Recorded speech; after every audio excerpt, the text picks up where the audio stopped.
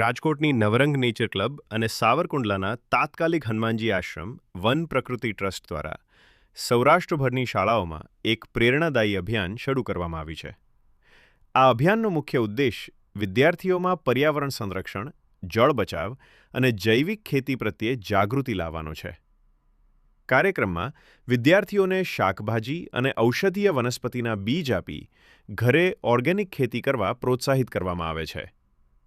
પ્રમુખ વીડી બાલાના જણાવ્યા અનુસાર જો બાળકોમાં આજે પ્રકૃતિ પ્રત્યે સંવેદના કેળવાશે તો જ ભવિષ્યમાં સ્વસ્થ અને સમૃદ્ધ ભારતનું નિર્માણ થઈ શકશે.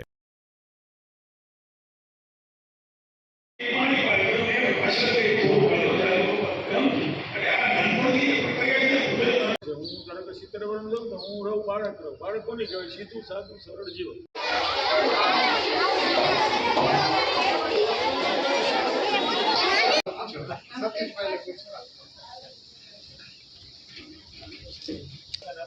ના ના વાંધો નહીં વાંધો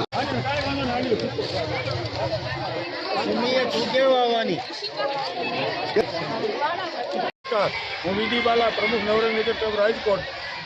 અમે ઉનાળામાં આંગણે વાવો શાકભાજીને પ્રોત્સાહન આપવા માટે આખા સૌરાષ્ટ્રમાં જઈએ.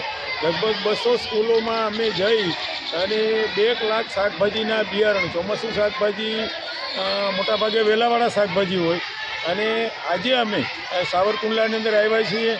તાત્કાલિક હનુમાન આશ્રમ, સતીશભાઈ પાંડેની સંસ્થા જગ્યા અને નવરંગ નેચર ક્લબના સંયુક્ત ઉપક્રમે અમે 7 સ્કૂલોની અંદર જઈ બાળકોને બહુ વિગતે વાત કરી કે ભાઈ શાકભાજી કેમ ઉછેરાય, કેટલા ખાવા જોઈએ, શા માટે ઉછેરીએ, એક પેકેટ વાવો તો કેટલો ફાયદો થાય.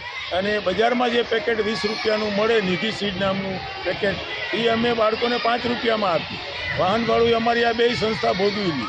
અને વધુમાં વધુ વિદ્યાર્થીઓ શાકભાજી વાવતા થાય ને એટલે એ ખેડૂતના રોલમાં આવે. બિયારણ કેમ વવાય ખબર પડે, ધરતીમાં બી વાવે પહેલાં